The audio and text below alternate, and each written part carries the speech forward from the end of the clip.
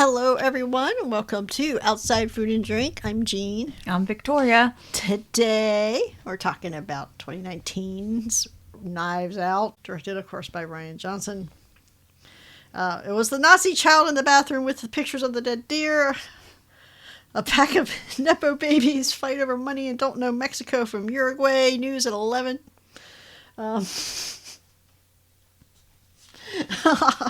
Basically, Clue, Yeah. It's basically Clue. Yeah, it is. But it's a good one. With 007, and with a southern accent. With a southern accent, definitely. I mean, I don't get it. He does it well, though. He does it well. And we get this opening scene where we meet Harlan. He's going to be the subject of the movie. He's a best-selling author. He's played by Christopher Plummer. He's supposed to be 85 or something. Something like that. I think 86 was the birthday. Yes. His care worker / friend, Marta, played by Anna de Armas. He's got this great house. It's basically, they call it at one point a living clue board. That's what the house is. I was just saying, you get the same vibes with this house as you do from the first Ready or Not. It's not just that it's big, it's the style and the secret passages and all this kind of stuff. His study, which is almost like a corner closet in an attic. And there's like this crazy narrow staircase. I'm in love with his study. Yeah, I thought his study was pretty cool. I like the house overall, too, and the one secret passage that we see. I was really in love with that. I was like, who thinks of that? The window? Yeah. Oh, yeah, I thought that was pretty cool. Yeah, a lot of little things like that. I think is kind of what makes it charming, Okay, so he's murdered. Well, you don't know that. We really. see him dead on a couch with a knife cut across his throat. Yes, with his throat. Yeah, so he's dead. It's funny because I think the first time I watched this, there's actually things I didn't catch. Okay. Marta is his nurse. I was very confused every time I've watched this. He's dead. She obviously doesn't have a job anymore. So she's, I forget, she's from Ecuador. She really is from Ecuador, right? Is it Ecuador? Yes. Because I say that, I'm unsure, because every time one of the Thrombies talk about her, she's from a different country. Yes. She's from Paraguay. She's from Uruguay. She's from Mexico. She's from wherever. Any country if it's a country that speaks like Spanish or Portuguese. That's where she's from. Yeah. Even the people that are coded as like big liberals have a different country she's from every time. Yes. Part of her situation now, she's unemployed, which is a problem. One of her bigger problems, though, is that, so she's a citizen, and her sister, I guess, is a citizen, but her mother is not. Yeah. So it's bad enough that she doesn't have a job now, but now she's still got to worry about her undocumented mother. The only person in the Thromby family that knows her mother was undocumented is Meg, who is the granddaughter of Harlan, who is the daughter of Joni, played by Toni Collette. And her father is dead. Father's dead. We find that out. Yeah, her father is actually Harlan's biological son. So the cops are there investigating. They keep talking about Marta throughout. Okay, so the running jokes to me are, well, there's several. There's the Nazi child in the bathroom, but there's the not knowing what country she's from, just some random Latin American, Hispanic, vaguely country. Yes. And they keep talking about Harlan's funeral. And every time a member of the family comes up to her, like, I thought you should have been at Harlan's funeral, but I was outvoted. I was like, wait a minute, why? You just you can't come to the man's funeral? What are you talking about? Just go to his funeral. Yeah, I thought that was weird and crazy, too. I mean, I guess he's a big best-selling author. He has a published funeral, so I guess they have an interest in, not opening the funeral to the public, but, his nurse for however long, Yeah, it's silly to me. I thought that was crazy. Yeah, so we get the police interviewing the whole family. That's why Marta gets called to the house, so she's there at the house. They're interviewing every sibling, and so this is how we get a picture of the night that Harlan died. Everybody's got their own little stories that the police can kind of piece together to get the big picture. And Benoit Blanc, who's some hot shit detective like Sherlock Holmes, obviously played by Daniel Craig. So he's kind of just looming back here behind the police. He's not taking part of the interrogations, and he randomly just hits a piano key every once in a while. Yeah, because he's sitting right next to this big piano. Why is he doing that? I think it's because he wants them to move on with the questioning, because every time he does it, it seems like the person they're asking questions too, has gone on a tangent from the question that was asked, and so he's trying to get him back on track. I thought it was every time somebody says something that's kind of like, let's put a pin in that. He was like, ding. He's secretly putting a pin in it with the piano key. Like, ding. That makes sense too, though. I know one of my favorite characters in this, like, obviously love Marta's a very sympathetic protagonist. Yes. I mean, I think it's funny listening to Benoit Blanc talk, but other than that, I don't care about him as a character too much. But my favorite character, besides Marta, is Juanetta, who is Harlan's mother. Nobody knows how old she is. Nope, she's never given out her age. I mean, she's got to be... I think she's in her 90s. She can't be late 90s. If he was 85 or 86. Oh. She's I mean, if she had him when she was 14, she's 100. Wow. She's old as shit, and she just spends the whole movie looking at everybody. Yeah. She talks, but she talks so low nobody ever hears anything she says. Ransom, is that you again? Yeah. That's weird. Now I want to know how old he was. Kate Callan plays Juanetta. Mm-hmm. I think she's actually younger. Because, well, Christopher Plummer's not with us anymore, but she was actually younger than Christopher Plummer. I know she's younger than Christopher Plummer. The actress that played the mother was younger than the person that played her son. But they had her under so much clothes and makeup and stuff. But it was so funny. All she did was say, like, is that you again, Ransom? And then, like, laughed. Yeah. After, like, this little laugh she's got. But the gist of this is that all these people are terrible, right? Every single one of them is terrible. And we find, even as they're telling their stories, we kind of find out Harlan spent his last night on Earth cutting ties with his family. Like, yes. I mean, not like no contact, but like, y'all are grown ups, gotta figure this out. Yeah. So he tells Walt, like, you're out at the publishing company. Like, yes, you're fired. You can go do something else. He wants to do all this stuff with adaptations that Harlan doesn't want to do. I understand that Harlan is a very successful writer, but I am at a loss to figure out how he made so much money without doing any adaptations. Yeah, and it was his 85th birthday. Yes. Anyway, but he's cutting off everybody. Joni, he's paying the college that May goes to. He's paying the tuition directly, but he's also found out that his business office is part of the money they're sending Joni tuition money for Meg too. It's like $100,000 a year. Yeah. And so she's doubled it. He cuts them off. He's like, one more tuition payment, then you're cut off. And let's see, who else is there? And Joni doesn't tell her daughter that. Joni doesn't tell her daughter that. And then you got Linda, played by Jamie Lee Curtis. So she's got a real estate company. Her thing is going around talking about she's self-made. Yes. And she's not, you know. Yeah, she says she built her company from the ground up, and come to find out she borrowed money from Daddy to get the company But that's going. the thing, though. That's the thing they always do. I'm self-made. No, yes, you're self-made. Yes, Harlan knows about Richard, Linda's husband, having an affair, so he's going to tell Linda, or he threatens to tell Linda. Everybody is fallen out of favor. He's 85, he is done with everything, and he tells his grandson, Ransom, which is, what is this fucking name? Yeah, that name is crazy. Ransom. It's played by Chris Evans. What I've got to say about Ransom is he comes in like hot shit, and he just goes into the kitchen, and he walks out into this family room, this drawing room, whatever, and he's got a bag of Biscoff cookies, and he's just popping them like candy. I love Biscoff. They're like one of my favorite cookies. But anyway, we find out that Marta has a thing where she can't lie, because when she lies, she pukes. That's great. I've never seen a person do that before. It's hilarious. Yes. And Benoit tests her by saying, well, is Richard having an affair? She held it in for quite a while. She held it in, so he wants to keep questioning her. He's like, oh, this is like a built-in lie detector. And she's like, I just want to go inside. I just want to get some scope. Can I just go? Yeah, all she wants is mouthwash. Oh, man. So we got to kind of get... So now we get the picture of Marta's last moments with Harlan. So she was his nurse. Yeah, but it was really more like they were... Nurse, friend, confidant. Yes. And at night, she would give him his medicine, take him up to his study or whatever, or to bed, wherever, give him his medicine. They would play Go, and she would beat him all the time. All the time.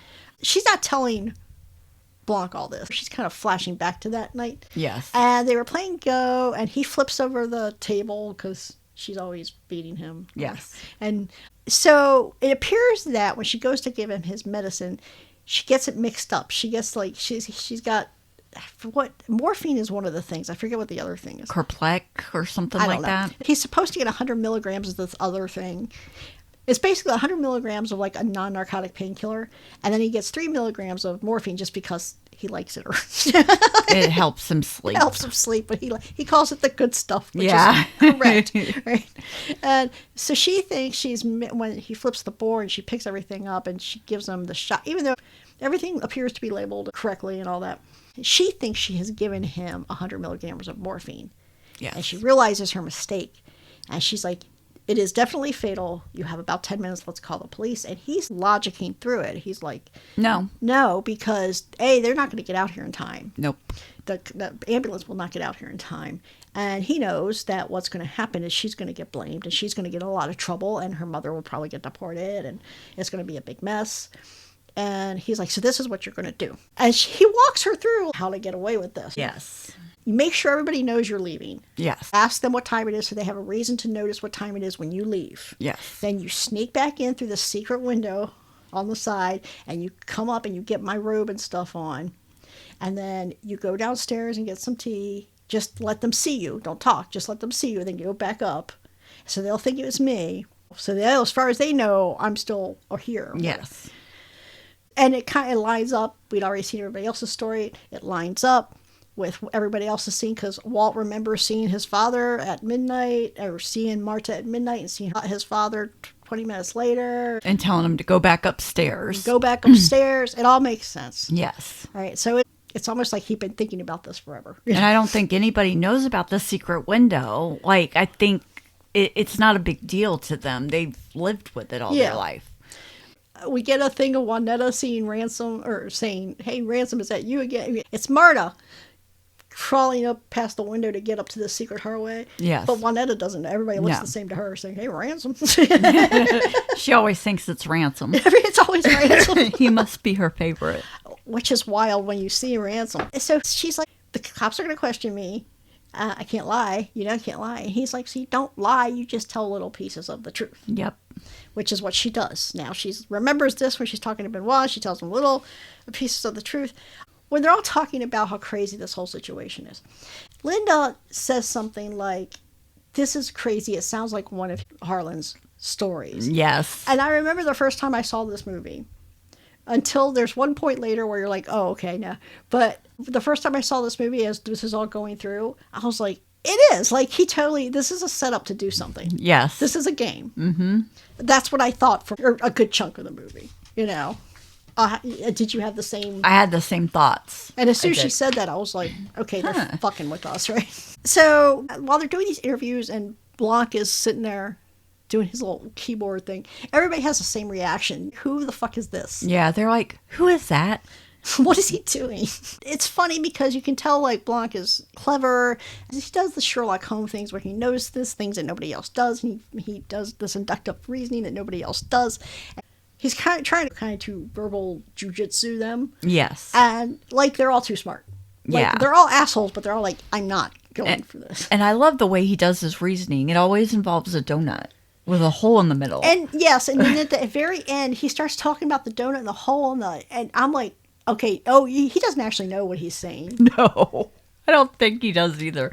He's like, the donut has a hole in the middle, but if you put the donut in the hole in the middle, there's still another hole in the middle. Donut. And I'm like, what? There's the hole from another. It's a donut of a hole. And I was like, okay. Yeah. So the thing about Marta, they're always talking about her. They're always talking about whatever random country she's from. They're always like, your family to us and all that. So it's very important. Like, it's obviously bullshit because nobody knows where she's from. Yeah. It was a discussion to invite her to the funeral. Yeah. And I mean, she knows, they all know that she loved their father, but other than that, they know nothing about her. They haven't taken the time. I mean, Meg has. Meg has, but that's it. That's it. So we're talking about this party still. We're still getting pieces of the party. Fran, who is, I guess she's the housekeeper? Yes. So she keeps her stash in this little cuckoo clock in one of the rooms. And because Marta's upset about everything. So Fran and Marta and And Meg Meg. go in and they're catching a buzz. And eventually, Walt appeared. They're not smoking in front of Walt. Walt No. is not included in this. No. But Meg is clearly stoned. Yes. And Walt's like, please explain this to me. Walt was just played by Michael Shannon. Okay, so Walt says, have you been smoking grass? When was the last time you heard anybody call marijuana, unironically, call it grass? I don't know if I ever have. This is a thing from like the 60s, I Yeah. think. This man, no, grass? Yeah, I mean, nowadays it's known as other things. I mean, it's so- almost anything else. Like, I mean, you're smoking weed. I mean, like, even weed Got feels some like, pot, I feel yeah. like, say, when I say weed or something, or herb, or what, I mean, I feel like, oh, people, oh, you're old. Like the way when I heard people when I was a kid and people would call it grass. Yeah. I mean, I feel like if I say weed right now, people are like, oh, was it grass or weed? Yeah. Yeah, I just thought it was funny. He called it grass. I was Yeah, like, it was. Are you taking the pot? She's like, no. Got nothing. But Walt is trying to make an offer to Marta on behalf of the family. He has also been outvoted about inviting Marta to the funeral. Yeah. He's trying to say, look, we all talked about it on behalf of the family. We want to make sure you're taken care of. I don't know what does that mean? Yeah, I was wondering what that meant and how much that meant. Yeah. Like, how much do they think she needs to be taken care of? Yeah, I bet you it ain't much. Probably not much. Yeah, I wasn't thinking it was going to be much. It's one of these, it's a banana, Michael. How much could it cost? $10 things. It's one of those things where it's like, okay, so say they give her $1 million, right? Okay. Which is clearly, you can look around and see that's a fraction of their net worth. Yes. But suppose they give her $1 million, and they're going to be like, we gave you $1 million, and they're going to act like it's a lot of money, but they know that to them it's not $1 million. It's the weird thing. I think it's a cognitive dissonance thing. Yes. Where people can't reconcile their lack of generosity with their actual values. And especially when they have so much money and they don't realize, like, if they're just going out and getting what they need and going about their day, they don't realize how much it takes for a person to live. I think they're to the point where, like, the actual money numbers and stuff don't mean too much. Yeah. It doesn't really matter. Yeah. Because it's always just there. Yep. They dissed Gravity's Rainbow here. I could not believe it. Yes, they did. Benoit, we find out that Benoit was friends with, or Benoit's father knew Harlan. Yes. Yeah. Anyway, and then he makes a joke about Gravity's Rainbow. He's like, have you heard of Gravity's Rainbow? And Marta's like, yeah, but I've never read it. And he's like, nobody has. I'm like, people have read Gravity's Rainbow. Have you? I have read Gravity's Rainbow. Anyway, I guess it's just me. Just me. I guess so. That's I why know. it's considered a classic, because I never- read it. I've never read it. Anyway, you should read it. Anyway, so Marta is going to go on a walk around the grounds with Benoit because he says she's the only one, little does he know, she's the only one that doesn't have anything to gain from Harlan's death. Yes. This is where all my illusions crumble away, because we find out that Marta went back into Harlan's room, and as she did, he slit his throat. So he actually did kill himself. Yes. Which is wild. Yeah, so that the cover would be, if somebody found his body, they'd be like, oh, he killed himself. They're not going to look any closer. Yeah. So part of what he had told her to do was pull your car out past the little statue, because that way that it looks to the security cameras like you left. Yes. But when time came, she couldn't remember if he said before or after the statue. Yeah. So she pulled it before the statue. And Yeah, I was just like, oh, girl.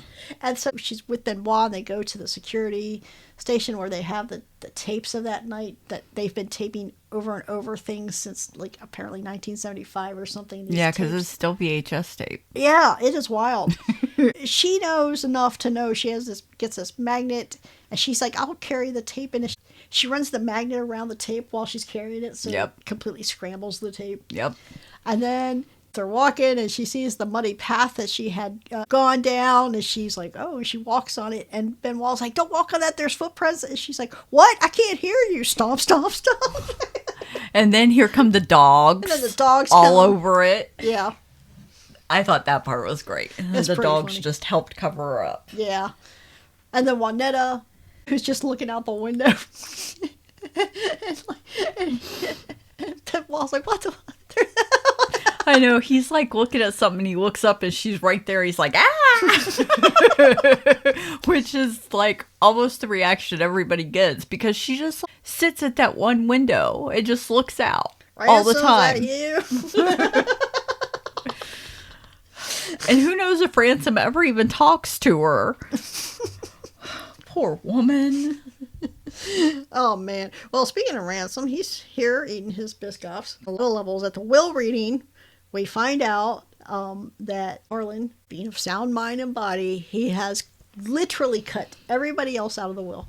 He is leaving Everybody. everything. The publishing company, the house, everything.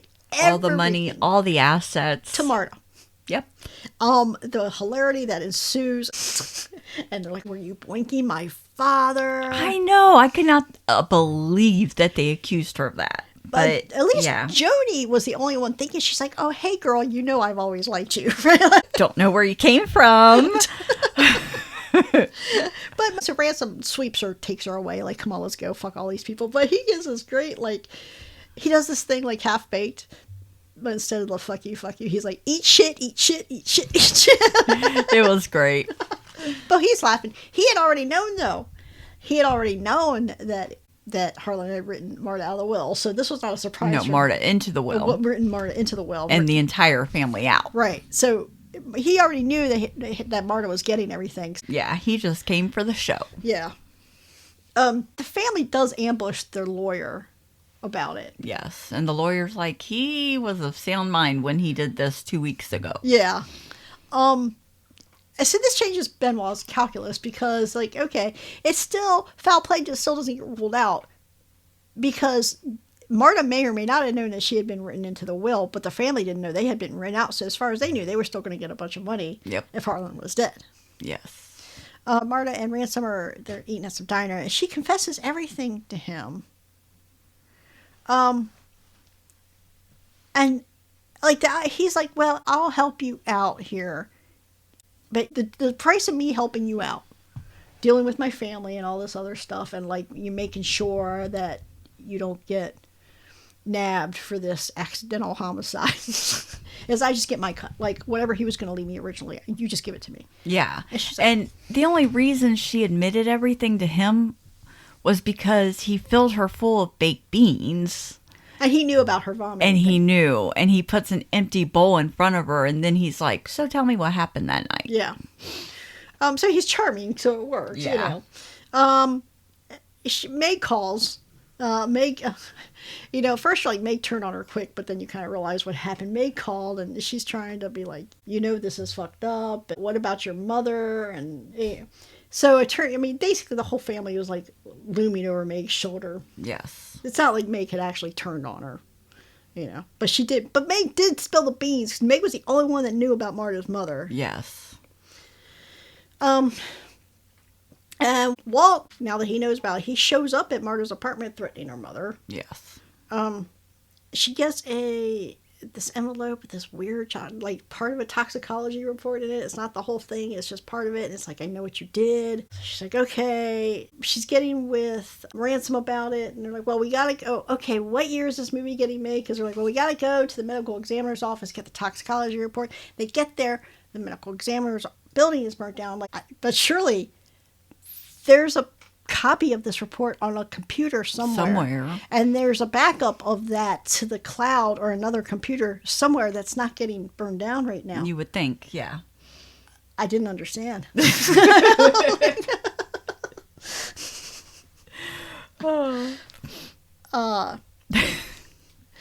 We have the dumbest car chase ever here. Oh my gosh. They're sitting there watching the medical examiner's building burn down. Her and Ransom, right? Yes. They're in her car. And she gets an email. Well, in the meantime, Benoit spots her. He's at the medical examiner's building, and he spots her because they're not, like, hiding this car or whatever. No. And they try to crouch down. It's like, he already seen her. So they go on this dumbest car chase ever, which this car cannot. I mean, it's like watching the white Bronco go down the freeway. you know. She gets it up to like 50. And he's like, does it go fast? He's like, go faster. She's like, this as fast as it goes. And this is what he regrets. We should have taken my car. It appears for a moment that she's gotten away. Yes. And so she pulls in and like, hey, this is what we got to do. I got to get to this place, 1320 Columbus Place or whatever it was. By 10 a.m. By 10 a.m. And she's got 10 minutes at this point. Yes. And all right, let's go. Here comes cops pulling behind her because it was the dumbest car chase ever. Ever. Yeah, I mean, she just like took a left turn and the cops went past her. She's like, oh, okay, they missed me. I'm good. So now they arrest Ransom. Yes. But now she's got Benoit in the car with her. Yeah. He's calling her his Watson. Oh my God. I was just like, oh, wow, you have bad, like, sense of people, don't you? Yeah. So she's like, watch this clock ticking down. She comes up, it's Columbus Street or whatever. And she's like, hey, do you mind if I pull over and get something for a minute? I need to run into a store somewhere real quick. Yeah. She gets up in this sketchy, like, old dry cleaners or laundromat. There's Fran in a chair. Yep. She's been dosed with morphine. She doesn't have the tox report, though. She's got the same kind of letter that... Yeah, it's just like the top part. Yes. So it's like enough to say, we know where the tox report is, but you don't, you know. Yeah, so Marta's got her medical kit. I don't understand. Benoit's sitting in the car waiting for her. He's got his earbuds in. Okay. He is jamming out to some classical music. He's jamming out, but there's sirens, because she has called 911, because she realizes her kid is not going to fix Fran. She's called 911. There's, ambulance and everything pull all over the place, and there are sirens. They're loud, even with the earbuds in. How don't you hear this? And how don't you see these lights? I mean, he finally sees one. Yeah. Like, what the fuck? This guy, this whole, the illusion of him being like some super smart sleuth or whatever is like, it gets chipped away for like the entire movie. Yes. Basically he has just happenstance and Marta happening through the right things at the right time solved the case for him. Yeah. Ransom, in the meantime, has been taken into custody. He has told the police everything that Marta told him. Everything. So at the house, Benoit's like, okay, you're going to tell me the whole story, everything this time. But in the meantime, she realizes where the tox report is. She thinks, hey, the tox report, I know where it is. Yes. It's in the same little stash where Fran kept the weed. Yep. The grass, I'm sorry. Where Fran I was about to say the grass. You mean the grass. She kept her grass there with the tox report. Oh my God. So she's like, okay, well, I'm going to tell you the truth. I'm going to tell the whole family at the same time. And she starts, and that's when Benoit is looking at the tox report, and he realizes what has actually happened. What has actually happened is Ransom had set Marta up, had switched the bottles, and had relabeled them. And so she would give Harlan the 100 milligrams of morphine thinking it was the other thing. And so when the switcheroo didn't work, which she thought she had, but she'd actually given him the right thing because, as Benoit points out, she's been a nurse for however long. So she knows what it looks like. She knows what it looks like, and it's just kind of an instinct for her. Yeah, she knows the feeling of it, the weight of it, the look of it. Probably not a great way to do things, but... So she actually had given him the right thing. So if Harlan had just chilled out for a second and let her call the ambulance, he would still be alive. Yeah. So this is where he goes into his donut hole nonsense. Yes. And he talks about the Nazi child masturbating in the bathroom. Overheard the talk between Harlan and Ransom. Yeah. Ransom gets stabby, but they get him. Yeah. They take him away. Linda sees this letter. So what Harlan had done, he had written this letter to Linda about Richard cheating on her. Yes. But it was like in this invisible ink, which Linda knew about because it was her father. Yeah, and I think it was something that they had done back and forth together. Richard didn't, though. Nope. So he opened this envelope, and he's like, oh, it's just blank. He was fucking with me. Yeah, it was a blank sheet of paper. But Linda finds it, and she's like, oh, and she does the lighter under it, so it reveals the ink, and she sees that Richard was cheating on her. And, Richard the whole time is telling her, call the lawyer, they're taking Ransom away, and she's just looking at him like, nope. They're all outside the house now, and Marta's standing up there. So, yeah, because Harlan had this great coffee mugs in my house, my rules, and Marta's drinking out of it now. Yep. She's got it now. So when she had gone back into the room and Harlan had slit his throat, this shows you she was at the door. Harlan was on the other side of the room, but somehow when he slit the throat, his throat, a drop of blood had made it onto her shoe. Yes. And we noticed it as like, that's going to have to come back at some point. And so we're at the very end of the movie, and she's like, says to Benoit, how'd you know that it had something to do with it at all? And he's like, oh, I knew it from the beginning. And he points to the blood spot on her shoe. Yep. He saw that in the very beginning. Yep. So he knew she was at least somehow. Somewhere, yeah. Yeah. Which was like the smartest thing he did in the entire movie. Yeah. I think. By not saying anything about it. Yep. By seeing it and not saying it. The rest of the stuff's just kind of falling in his lap. He's not really doing anything. Yeah. I mean, everything happened just in time for it to progress and to make him look good. Right. But I don't think, half of it, he didn't do anything about it. Yeah. So the drop of blood on the shoe was probably the only clue he ever got first. Mm-hmm. And it was the smartest thing not to say anything. Yeah. So here's what I'll say about this movie. I think this movie has a lot of great moments. A lot of funny little references and things, Yes. This movie came out right around the time as Ready or Not. Yes. Same time. Very different movies. Like 2 weeks apart. Like 2 weeks apart. They're very different movies, but they kind of have the same vibe, and they came around the same time. I find Ready or Not to be pretty rewatchable. Yes. And it's not this movie is not rewatchable. It is. I think Ready or Not stands up to rewatches better than this does. I think so too. Because I think you just I think the more you watch this movie, the more you catch things that are not good. I mean, it's not like this clever thing that I didn't catch before. It's not that. It's like, this was not a great moment. I mean, your mistakes and marriage stuff is like realizing that Benoit is not actually that smart. No. I think I saw The Glass Onion, and I was excited about it. And when I saw it, I was like, I think I'm pretty much with an popular opinion is that it was just not as good as this one. And it is not as good as this one.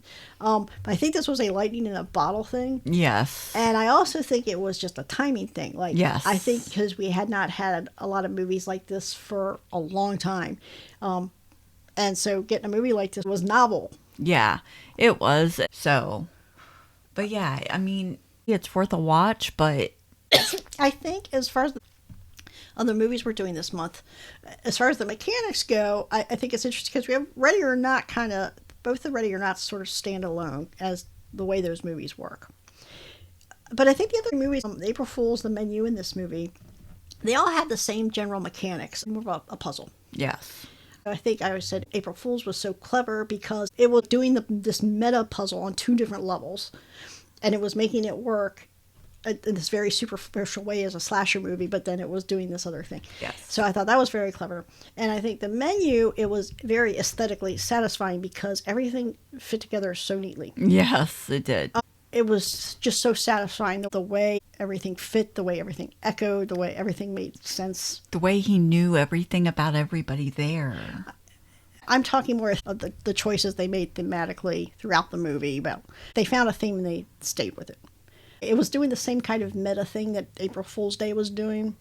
The Menu was acting just like a menu on the meta level. It was acting like a menu where, yes, I mean, obviously we're superficially having the structure of this being a menu thing, but they're also doing it as a well-constructed menu does, where a theme runs throughout every dish. They're doing the same thing on the movie level. Yeah. This doesn't do that. This had a chance to do that because I swear to God, if they had taken that idea, which Linda had said in the beginning, this sounds like one of his stories. If they had taken that and been like, yes, this is, and I think they've done this before, if they had taken that idea of this murder mystery writer constructing a murder mystery where he's the one that supposedly is murdered and he's doing it as a test on his family or whatever, which I know this has been done before, but like they could have done it in a clever way. Yeah, they could have. That would have worked. Yes. I think in a better way. Yeah. Than this. Yeah, because I remember the first time I watched it, I expect him to pop back up at some point. And I mean, maybe they were trying to like, okay, well, we're gonna put that expectation in there and then confound the expectation. But like sometimes, even if people are expecting something, it doesn't necessarily serve your purpose to confound the expectation. Just give people what they want. Yeah. I don't not like this movie, but I will say, for me, of all the movies we did for April, this to me is the weakest. Yes, definitely. And I guess probably somebody in the world will disagree I'm because, sure they will. but I think the Ready or Nots are just more fun. They're Yes. just more over the top and fun. Yes. And I think the Menu and April Fools are more cohesive, and they have a more singular vision. And I think this is just, I think, very much like Benoit Blanc himself. This is just a clever trick. Yes. It's a well-cast, high-budget, clever trick. Yes. And that's all it really is. Yeah.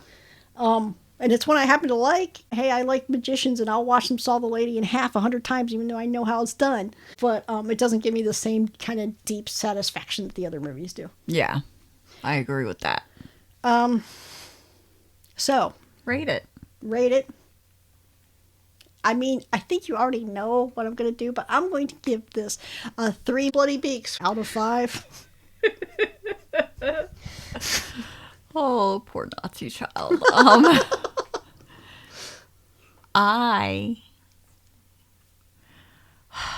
I mean, I have my own rating, but, 4 bags of grass. Okay, so anyway, that's all I got for this. How about you? Yeah, that's all I got, too. Next week, we're going to be talking about the first Ready or Not. And then after that, we're going to be talking about Ready or Not, Here I Come. And then going into May, we're going to be kicking off Jellymouth with Blood and Black Lace, the 63, 64 Yep. Mario Bava classic.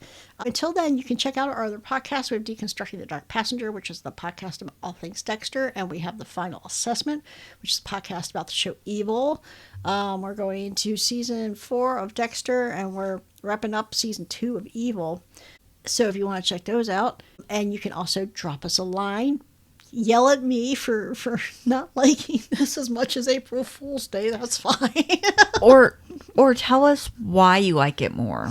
Give us a good reason to think about it. Yeah. No, I mean, I could almost accept somebody saying that they liked this better than April Fool's Day, but I would have to hear a compelling argument for why this is better than the Menu or Ready or Not. But, So somebody bring it. Email, socials, follow us. And until then, until next week when we talk about Ready or Not. Later.